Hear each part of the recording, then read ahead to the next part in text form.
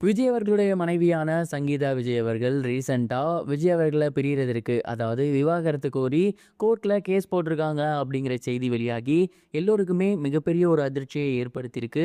என்ன நடந்திருக்கு அப்படிங்கிறத தான் இந்த ஒரு வீடியோல நம்ம பார்க்க போறோம்.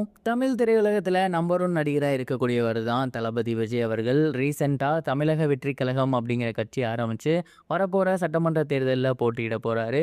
அண்ட் இந்த ஒரு நேரத்துல கடந்த சில வருடங்களாகவே விஜய் அவர்களும் அவருடைய மனைவி சங்கீதா அவர்களும் ஒன்றாக இல்லை, அவங்க 2 பேருமே பிரிஞ்சிருக்காங்க, கூடிய சீக்கிரமே அவங்க டிவோர்ஸ் வாங்கிடுவாங்க அப்படிங்கிற மாதிரியான செய்திகள் வெளியே வந்துட்டு இருந்துச்சு.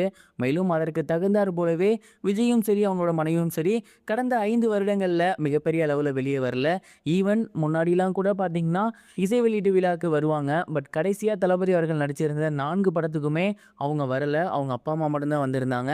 தளபதி அவர்கள் மிகப்பெரிய கட்சி ஸ்டார்ட் பண்ணியிருந்த போதுமே அவங்களோட ஃபேமிலி மெம்பர்ஸ், அதாவது அவங்க மனைவி மற்றும் குழந்தைகள் யாருமே வரல.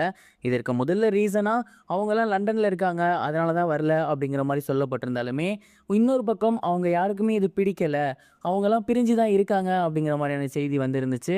அண்ட் இப்ப அத உறுதிப்படுத்தும் வகையில சங்கீதா விஜய் அவர்கள் செங்கல்பட்டுல இருக்கக்கூடிய நீதிமன்றத்துல இவர பிரியணும் அப்படிங்கிறதற்காக விவாகரத்து கோரி வழக்கு பதிவிட்டிருக்காங்களாமா.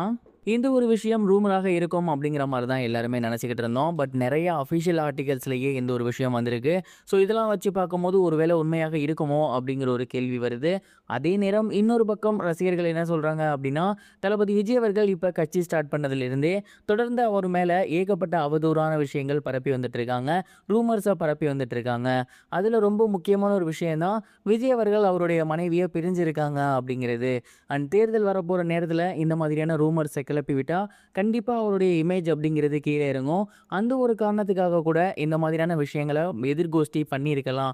ஸோ இது முழுக்க முழுக்க ஃபேக் தான், நம்பாதீங்க அப்படிங்கிற மாரி சொல்லி வந்துட்டு இருக்காங்க.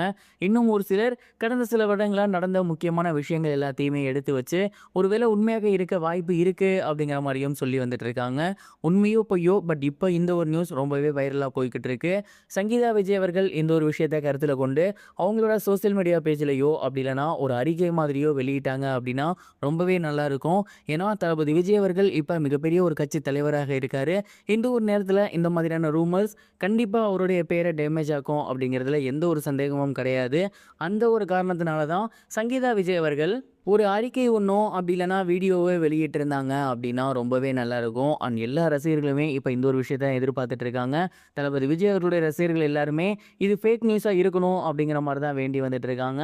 கடந்த சில வருடங்களாகவே இந்த ஒரு ரூமர்ஸ் போய்க்கிட்டு இருக்கு. உண்மையிலேயே இது ரூமர் தானா? இல்ல உண்மையாகவே விவாகரத்து அப்ளை பண்ணியிருப்பாங்களா? மறக்காம கமெண்ட் பாக்ஸ்ல ஷேர் பண்ணுங்க.